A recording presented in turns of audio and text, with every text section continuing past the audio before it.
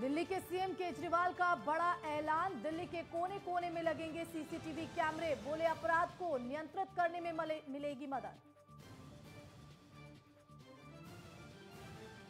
दिल्ली में प्रदूषण से राहत नहीं। सुप्रीम कोर्ट के आदेश पर टास्क फोर्स का गठन। पूरे एनसीआर की निगरानी करेगा फ्लाइंग स्क्वाड।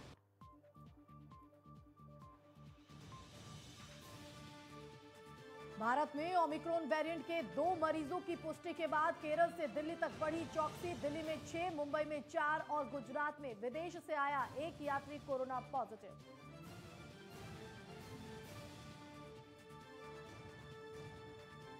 तीस देशों तक पहुंची कोरोना के नए खतरे की आहट। अब तक 375 मरीज सामने आए। नॉर्वे की राजधानी में विस्फोट। क्रिसमस पार्टी से निकले 50 से ज्यादा मरीज।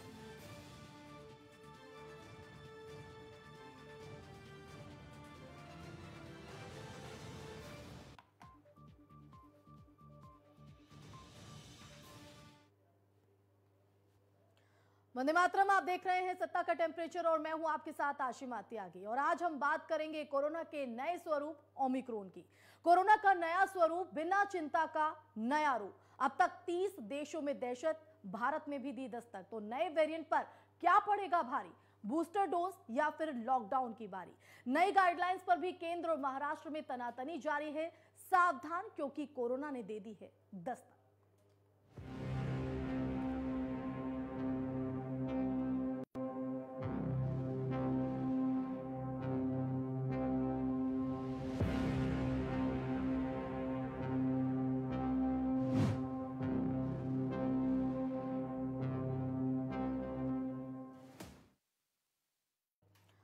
तो कोरोना वायरस के नए वेरिएंट ओमिक्रॉन को लेकर दक्षिण अफ्रीका की एक नई रिपोर्ट सामने आई है।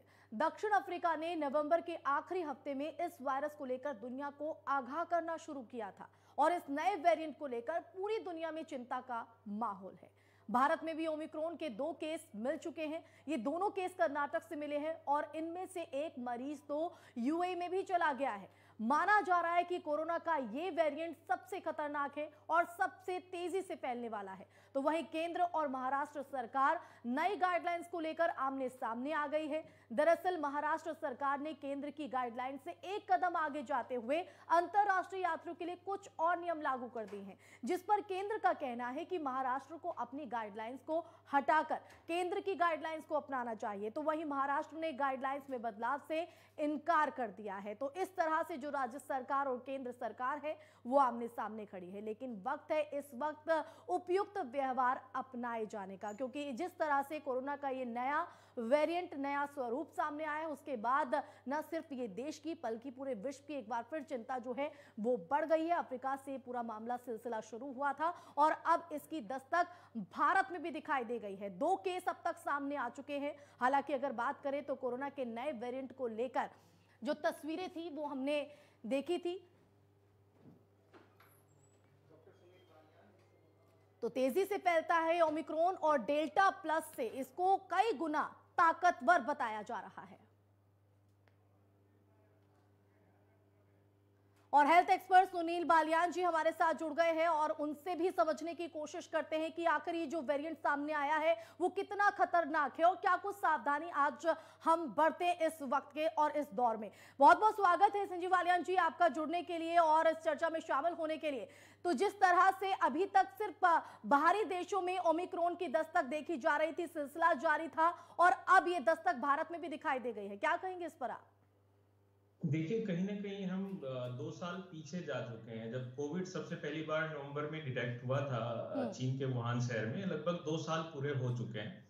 और भारत में इसका जो पहला केस आया था जो 19 जनवरी 2020 को आया था, उस टाइम भी सेम तरीके का माहौल था कि नया वायरस आया है और इससे क्या क्या होने वाला है। लेकिन अब कहीं ना कहीं हेल्थ केयर डिपार्टमेंट को और सभी डॉक्टर्स को के लिए बीमारी नई नहीं है। हम लोगों को इसका लगभग 2 साल का एक्सपीरियंस हो चुका है। जो कोविड वायरस है उसमें हमेशा म्यूटेशंस होती रहती हैं। अब तक लगभग 42 म्यूटेशंस हो चुकी हैं, जिनमें से अल्फा, बीटा, गामा, डेल्टा और डेल्टा प्लस 5 जो वेरिएंट थे वो काफी लिथल साबित हुए। डेल्टा प्लस ने सेकेंड वेव के दौरान काफी ज्यादा जान मान की हानि की है पूरे वर्ल्ड में। ऑक्सीजन की भी कमी रही, बहुत ज्यादा नंबर ऑफ पेशेंट्स रहा। जी। तो अब ये जो नया वेरिएंट आया है, अभी डब्ल्यूएचओ ने इसको वेरिएंट ऑफ कंसर्न की कैटेगरी में किया है। अभी ये जो है एक इपिडेमिक और एंडेमिक नहीं बना है। वेरिएंट ऑफ कंसर्न, जब भी डब्ल्यूएचओ किसी भी वेरिएंट को वेरिएंट ऑफ कंसर्न की कैटेगरी में डालता है तो पूरे वर्ल्ड के लिए एक एडवाइजरी जारी हो जाती है, जिसमें सभी देश की राज्य सरकार और भारत सरकार या किसी अन्य देश की सरकारों को अलर्ट किया जाता है कि आप जो है प्रिवेंशंस लेना स्टार्ट कर दें। जी। और जो 2 साल का हमारा एक्सपीरियंस रहा है कोविड को लेके, और हम लोगों ने भी देखा है कि एक तरफ तो वैक्सीन है इसको प्रिवेंट करने के लिए, और दूसरी साइड जो कोविड अप्रोप्रिएट बिहेवियर है, हैंड हाइजीन, 2 गज की दूरी और मास्क लगा के रखने वाली जो बातें हैं, उन चीजों को हमें फॉलो करने की आवश्यकता है। अभी इससे डरने की आवश्यकता नहीं है, क्योंकि अभी सिर्फ साउथ अफ्रीका और कुछ अफ्रीकन कंट्रीज में केसेस मिले हैं, और एक इक्का दुक्का 2-2 केस या 10 या 20 केसेस बाकी 30 कंट्रियों में इसके लगभग मिल चुके हैं। अभी भी ये अंडर रिसर्च है कि ये कितना वायरुलेंट है, ये कितना लीथल है, कितना ज्यादा इससे हॉस्पिटलाइजेशंस बढ़ता है, कितना आने वाले टाइम में ये लोगों को इन्फेक्टेड करेगा, क्या ये वैक्सीन जो वेरिएंट हमने अभी लिया है कोविशील्ड, कोवैक्सीन या स्पुतनिक, वो इसके अगेंस्ट कारगर होगा या नहीं होगा, ये सब अभी टाइम के साथ हमें जो है पता लेकिन चलेगा। इस पूरे अगर प्रक्रिया की बात करें, क्योंकि अध्ययन की बात जो है वैज्ञानिकों की तरफ से भी कही जा रही है, लेकिन अगर हम कोरोना की बात करें, जब शुरुआत कोरोना की हुई थी तो इसी तरह से इक्का दुक्के मामले जो है दबे पाव कोरोना यहाँ पर आया, लेकिन उसके बाद एक विकराल रूप ले लिया। अब इसी तरह से ये ओमिक्रॉन ने भी दस्तक दे दी है, 2 केस अभी सामने आए हैं। हालांकि आप कह रहे हैं अभी डरने की जरूरत नहीं है, और ये इसलिए भी कहा जा रहा है कि जो अभी तक केस बाहरी देशों में भी मिले हैं उसमें सामान्य लक्षण पाए गए हैं, ऐसी कोई चिंता की बात, घबराने की जरूरत नहीं है, लेकिन सावधानी बरतना बेहद जरूरी है और उपयुक्त व्यवहार भी। जी बिल्कुल सही कहा आपने, हमें सावधानी बरतने की जरूरत है। जब 2 साल पहले ये वायरस आया था, उस टाइम हम लोगों को वायरस के बारे में कुछ नॉलेज नहीं थी, किसी भी मेडिकल डॉक्टर फील्ड में ये रिसर्च के अंडर था। बट 2 साल के अंदर हम लोगों ने ग्रेजुअली इसमें रिसर्च किया, इसके different variant, different genomic structure पे हमने रिसर्च किया, नई नई मेडिसिन को ट्राई किया। आज हमारे पास 2 साल की नॉलेज है, 2 साल का एक्सपीरियंस है, लेकिन हाँ, हमें सावधान रहने की आवश्यकता है।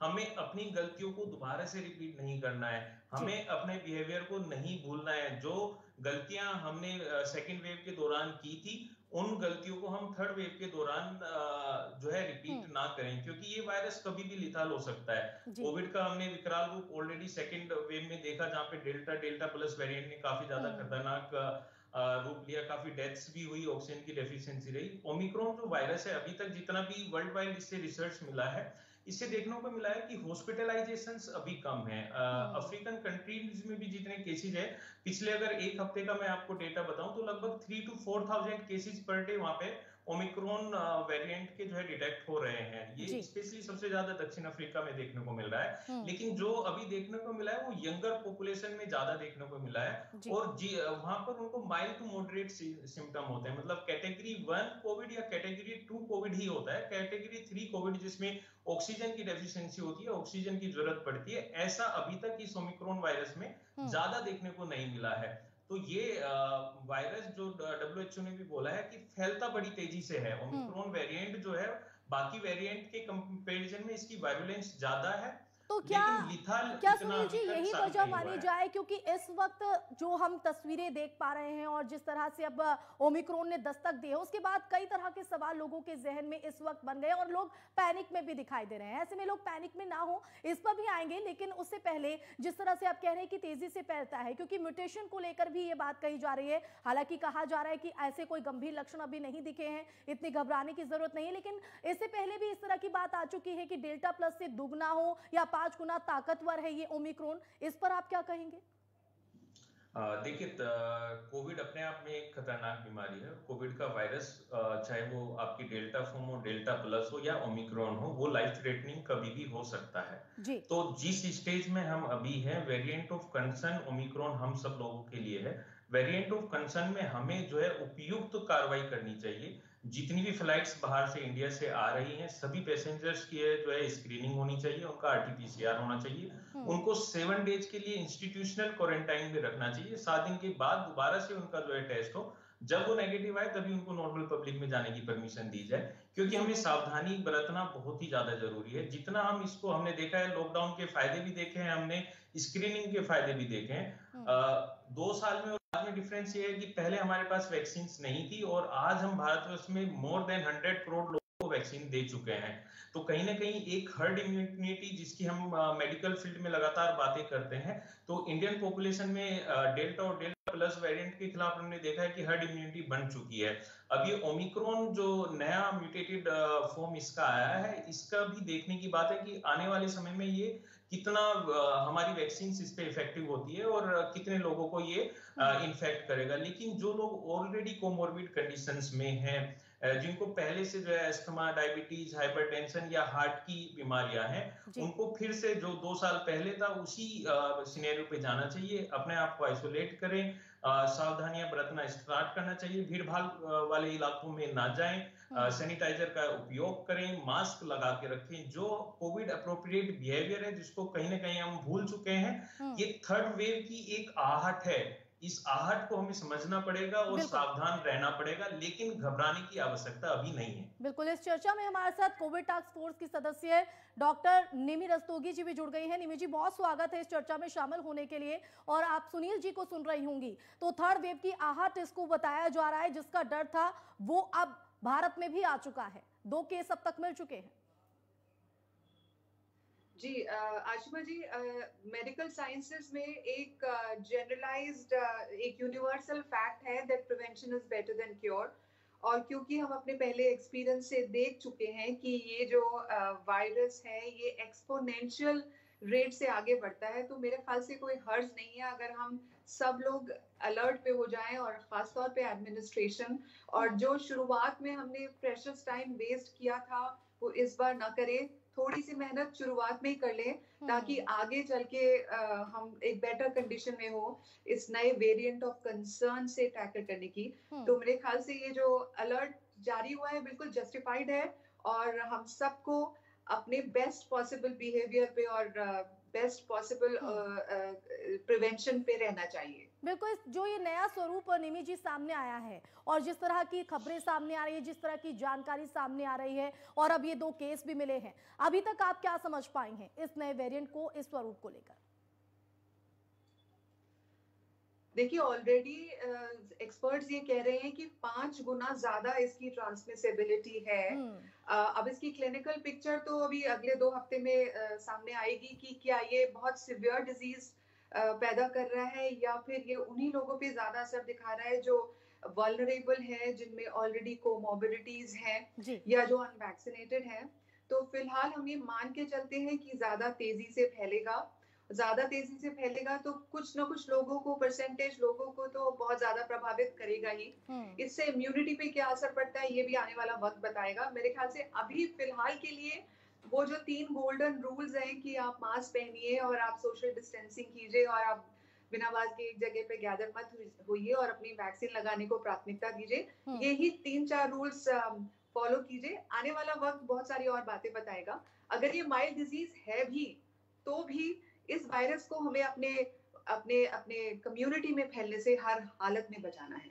बिल्कुल। सुनील जी, आप कितना इत्तेफाक रखते हैं निमि जी की इस बात से, क्योंकि उन्होंने भी अपने इस बात के जरिए ये जिक्र किया है कि ये चीज सामने आई है कि ये जो वायरस सामने आया है ओमिक्रॉन, ये डेल्टा प्लस से 5 गुना कई ज्यादा ताकतवर है। और ऐसे में अगर सामान्य लक्षण पाए भी गए हैं अभी तक के मामलों में, लेकिन हमें सतर्क रहने की जरूरत है। तो किस तरह की तैयारी यहाँ पर होनी चाहिए, क्योंकि अभी अध्ययन में भी वक्त है? देखिए, हमें सावधान रहने की बहुत ज्यादा आवश्यकता है। मैडम ने भी वही कहा, वो सारी चीजें बिल्कुल ठीक है, लेकिन कहीं ना कहीं हमें पैनिक होने की आवश्यकता नहीं है। हम अभी भी लगभग 30 करोड़ के करीब इंडियन पॉपुलेशन बची है जिसने अभी वैक्सीन नहीं लिया है। उन लोगों को कंसर्न करना चाहिए, जल्दी से जल्दी नियर बाई बूथ पे जाएं। वैक्सीन काफी मात्रा में अवेलेबल है, वैक्सीन लें और अपने आप को एक कहीं ना कहीं इसके अगेंस्ट जो है हम बचाने की प्रक्रिया में अपना आगे जाएं। देखिए, इम्यूनिटी 2 टाइप से डेवलप होती है शरीर में वैक्सीन लगने के बाद। एक होती है जो IgG IgM इम्यूनिटी होती है जो शॉर्ट टर्म होती है, और एक होती है T memory cell immunity. T memory cell immunity ये होती है कि हमारे शरीर में हमने वैक्सीन लिया और वैक्सीन के बाद हमेशा के लिए एक मेमोरी रह जाती है कि कभी भी ये वायरस आएगा तो हम दोबारा से ऐसी सेल्स डेवलप कर देंगे जो इसको मारेगा। तो ये भी अभी अंडर रिसर्च है, क्या जो हम वैक्सीन ले रहे हैं उससे टी सेल्स इम्यूनिटी डेवलप हो रही है या नहीं हो रही है, और इसी कारण से जो है बूस्टर डोज की भी बात चल रही है।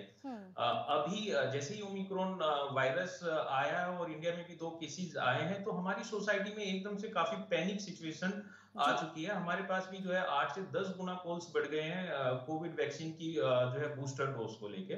तो मैं सभी को यही आपके माध्यम से बताना चाहूंगा कि हाँ, ये इसकी जो है 5 गुना ताकतवर जरूर है। ये डेल्टा प्लस वेरिएंट से जो है काफी ज्यादा तेजी से फैलता है, बहुत कम समय में बहुत ज्यादा लोगों को इन्फेक्ट कर सकता है, लेकिन उतना लीथल नहीं है। हमें अभी उतना घबराने की जरूरत नहीं है, हमें सावधान रहने की आवश्यकता इसमें जरूर है। अभी कोई भी गवर्नमेंट ऑफ इंडिया की कोई भी अभी ऐसी गाइडलाइन नहीं आई है जिसमें कि बूस्टर डोज को दिया जाए, तो अभी बूस्टर डोज के लिए भी जाने की जरूरत नहीं है। उन लोगों को जरूर वैक्सीन के लिए जाना चाहिए जिन्होंने अभी तक एक भी डोज नहीं ली है और जो अभी इस डिलेमा में है कि हम ले या ना लें, तो उनके लिए डू एंड डाई वाली सिचुएशन है, जल्दी से जल्दी जाएं और अपनी वैक्सीन को लें। अभी 1 या 2 केसेस अभी आए हैं, इसका जो साइकिल होता है 14 दिन का होता है, 14 दिन के बाद फिर केसेस बढ़ेंगे और उसके बाद फिर, तो इसमें समय लगता है। अभी हमारे पास और भारत सरकार के पास लगभग 1.5 से 2 महीने का समय है अपनी सारी तैयारियों को पूरा करने के लिए, इसको कम्युनिटी में फैलने से रोकने के लिए, क्योंकि अगर ये एक बार फैलने लगा तो नंबर ऑफ केसेस जो है लाखों में हो सकते हैं। तो कहीं ना कहीं हमें उसको प्रिवेंट करना है। ट्रीटमेंट का ऑप्शन तो लास्ट आता है।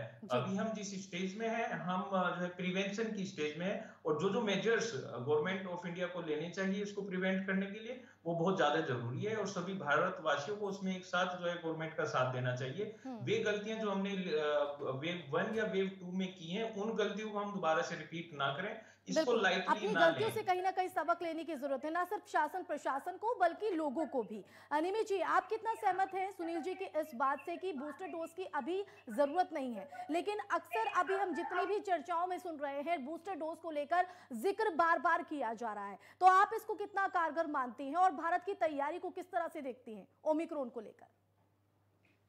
आशिमा जी और सुनील जी, आप ये बात से सहमत होंगे कि पब्लिक मेमोरी जो है ना बहुत शॉर्ट होती है, लोग बहुत जल्दी भूल जाते हैं। इतनी बड़ी महामारी के बाद भी अभी दिवाली गई है, अभी और फेस्टिवल आएंगे, आप देख रहे हैं किस तरह से लोगों ने सारी एहतियात जो है ना पीछे छोड़ दी है। जो मास्क लगाने की परसेंटेज थी वो इतनी कम हो गई है, लोग बड़ी बड़ी पार्टीज कर रहे हैं, गैदरिंग कर रहे हैं, लोगों के मन से डर खत्म हो गया है। जबकि पब्लिक हेल्थ एक्सपर्ट्स लगातार ये कहते आ रहे हैं कि वायरस हमारी कम्युनिटी से खत्म नहीं हुआ है, ना ही आने वाले कुछ सालों में खत्म होने वाला है।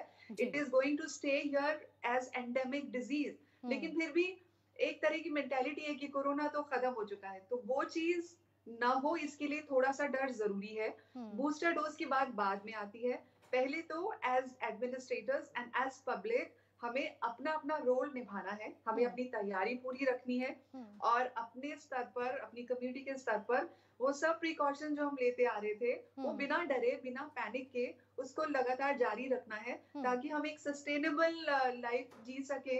चाहे ये वायरस या इसके और भी कोई वेरिएंट आ जाए, तो जिंदगी चलती रहे और किसी तरह का डर कम्युनिटी में ना फैले। बिल्कुल, और ये बहुत अच्छा पॉइंट आपने रखा है निमी जी कि कहीं ना कहीं लोग जो हैं वो लीनियंसी में आ जाते हैं और वो भूल जाते हैं कि किस दौर में वो जिए, किस तरह की समस्याओं का उन्होंने सामना किया। सुनील जी, कहीं ना कहीं ये वाकई एक वैलिड पॉइंट है कि लोग कहीं ना कहीं बहुत ही आराम में आ जाते हैं, भूल जाते हैं। इसके पीछे आप वजह क्या मानते हैं कि इतने लीनियंट लोग क्यों हो जाते हैं आकर? क्योंकि जो दूसरी लहर में हमने देखा था, अपने लोगों को गवाया, लोगों ने ऐसे कई घर जो उजड़ गए, जिन्होंने अपने घर की मुखिया को खोया, लेकिन वो जख्म इतनी आसानी से कैसे भर जाते हैं, जो हम आज की तस्वीरों में देख भी पा रहे हैं कि कोई भी गाइडलाइंस का पालन करने के लिए सीरियस नहीं दिख रहा है, क्योंकि शासन प्रशासन की तमाम तैयारियां धरी की धरी रह जाती हैं जब लोगों की भागीदारी नहीं दिखती। तो नहीं, आपने बिल्कुल ठीक कहा, और मैम ने भी सही कहा कि लोगों की मेमोरी बहुत शॉर्ट होती है और वो अपने पुराने एक्सपीरियंसेस से नहीं सीखते। लेकिन कहीं ना कहीं हमें लोगों को भी इसका बेनिफिट ऑफ डाउट देना पड़ेगा, उनकी मानसिक स्थिति को जो है समझना पड़ेगा। हमारे पास बहुत सारे ऐसे केसेज आते हैं और स्पेशली अब जब से ओमिक्रॉन 2 का वायरस और इसका नया म्यूटेंट वायरस आया है, तो कहीं ना कहीं पैनिक वाले जो पेशेंट्स होते हैं, जो एंजाइटी डिसऑर्डर वाले पेशेंट्स हैं, उनकी संख्या बढ़ने लगी है। क्योंकि घर में रहना, घर में अपने आप को बाउंड करना, एक दिन 2 दिन नहीं, ये महीनों की प्रक्रिया है। आपको ये एक कोविड डिजीज नई सिलेबस में ऐड हो चुकी है। ये कभी जाने वाली डिजीज नहीं है, इक्का दुक्का केस इसके हमेशा आते रहेंगे और म्यूटेंट होके डिफरेंट डिफरेंट वेरिएंट कभी भी इसकी वेव को लेके आ सकते हैं। तो ये जो चीजें हमने सीखी हैं वेव 1 में और वेव 2 में, उनको हमें अपने डेली रूटीन लाइफ का हिस्सा बनाना पड़ेगा। हम खाना खाते हैं, हम अपने ऑफिस में जाते हैं, जैसे हम उस चीज को याद रखते हैं, ये भी हमें याद रखना पड़ेगा कि हमें अननेसेसरी की चीजों को टच नहीं करना है, हमें बार बार अपने हैंड को फेस पे नहीं लगाना है, हमें सैनिटाइजेशन करके रखना है, हमें दूसरों के नजदीक जाके बात नहीं करना है, डिस्टेंस बना के रखना है, पार्टी वाले बिहेवियर को अभी साइड में रखना है। जो पब्लिक पैलेसेस हैं उस पे कम से कम गैदरिंग हो। जो मॉल्स हैं जहां मूवी थिएटर अभी सब खुल चुके हैं, वहां पे दोबारा से गाइडलाइन जो है जारी करने की आवश्यकता है। और उस गाइडलाइन तभी सक्सेसफुल होती है जब हर एक भारतवासी उसको फॉलो करे और अपने अंदर उस बिहेवियर को जो है अभिभूत कर ले। लेकिन अभी भी कहीं ना कहीं हमें सभी भारतवासियों की जी मानसिक स्थिति को भी समझना होगा। तो लेकिन उन सब चीजों को समन्वय कैसे करना है, वो हर आदमी का अपना इंडिविजुअल है और उनको समझना चाहिए। और पैनिक होने की भी आवश्यकता नहीं है, डरने की भी आवश्यकता नहीं है, लेकिन सावधान रहने की आवश्यकता जरूर है। बिल्कुल। निमि जी, क्योंकि लोगों की हम बात कर रहे हैं, आप भी क्या लोगों को संदेश देना चाहती हैं? और जिस तरह से लोगों में हम देखते हैं कि वो लीनियंसी पर आ जाते हैं, वजह भी हमने जानी और वो पॉइंट्स भी गिनाए कि किन बातों का यहाँ पर ध्यान रखा जाए। लेकिन जो अभी शादियों का दौर चल रहा है, उसमें भी हम देख रहे हैं कि जो पहले होता था वही होता आ रहा है। हालांकि बीच में गाइडलाइंस की गई थी कि कुछ लिमिटेड और एक दायरा सीमित कर दिया गया था लोगों का, लेकिन अब वो नई तस्वीर दिख रही, क्योंकि अब सामान्य हो चली हैं तस्वीरें। लेकिन अब जिस तरह से ये नई दस्तक आई है, उसके बाद शादियों के दौर में और जो चुनावी रैलियां भी हो रही हैं और अब आगे चुनाव भी होने हैं, तो ऐसे में क्या सावधानी लोग यहां पर बरते और लोगों को क्या संदेश देना चाहती हैं अभी इस फिलहाल की स्थिति को देखते हुए? आशिमा, संदेश बिल्कुल सिंपल है कि हमने इतनी बहादुरी से, इतनी मेहनत से पहली दोनों वेव्स में अपना जज्बा दिखाया है, उसी तरह से आने वाले समय में वो इमरजेंसी सिचुएशन, वो क्रिटिकल सिचुएशन ना आ पाए, इसके लिए आप अभी से कमर कस लीजिए। और जितने भी आप एफर्ट्स कर रहे हैं वो बेकार नहीं जाते हैं। उन्हीं एफर्ट्स की वजह से, चाहे वो पब्लिक द्वारा किए गए हों या हमारे एडमिनिस्ट्रेशन सरकारों द्वारा किए गए, उन्हीं की वजह से जो कैलेमिटी है वो उसका स्केल लिमिटेड रहता है। अदरवाइज ये तो ऐसी बीमारी है जो ये कहर बरपा सकती है। तो आपकी एफर्ट्स अच्छी रही हैं, इसको जारी रखिए और अपने स्तर पर कोई असावधानी मत कीजिए, ताकि आने वाले समय में आपकी वजह से वायरस आगे कम्युनिटी ना फैले। रिस्पॉन्सिबल बिहेवियर कीजिए ताकि हम इस जर्म के साथ भी एक normal functional meaningful life lead कर सकें। जी बिल्कुल, एक अच्छा संदेश है और जाहिर तौर पर जो संदेश आपने दिया है वो लोगों तक पहुंचे और लोग इस बात को समझे कि शासन प्रशासन के साथ उनकी भूमिका, उनका रोल भी कहीं ना कहीं महत्वपूर्ण हो जाता है और तभी इस तरह की जो पैनिक वाली स्थिति हम पैदा कर लेते हैं उससे हम बच सकते हैं। बहुत शुक्रिया आप दोनों का ही इस चर्चा में शामिल होने के लिए और जो सावधानियां आप लोगों ने बताई हैं उस सावधानियों को आमजन कहीं ना कहीं यहाँ पर अपनाते नजर आए और जो हमने दूसरी लहर के दौरान देखा था वो दोबारा स्थिति, वो परिवेश दोबारा ना बन पाए। क्योंकि अभी अध्ययन की बात कही जा रही है, क्योंकि अभी जिस तरह से स्वरूप सामने आया उसके बाद कहीं ना कहीं अभी ये बताना मुश्किल है कि ये जो वेरिएंट है उस पर जो वैक्सीन है वो कितनी कारगर है, ये अध्ययन के बाद ही साफ हो पाएगा। लेकिन हालांकि अभी तक जितने भी केसेस सामने आए उसमें सामान्य लक्षण कहे जा रहे हैं, घबराने की जरूरत नहीं है, लेकिन एहतियात बरतने की बेहद जरूरत है। इसी के साथ सत्ता के टेम्परेचर में बस इतना ही। आप देखते रहिए नेटवर्क 10। जय हिंद।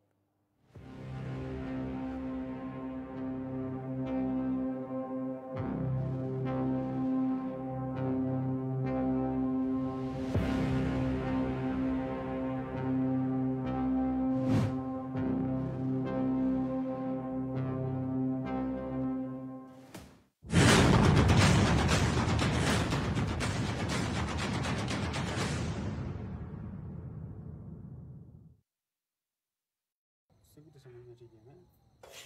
अरे ये क्या कर रही है? अपने लिए कुछ बचाई हो कि नहीं कि सब हमको ही परोसे दे रही है? चिंता मत करिए, इतना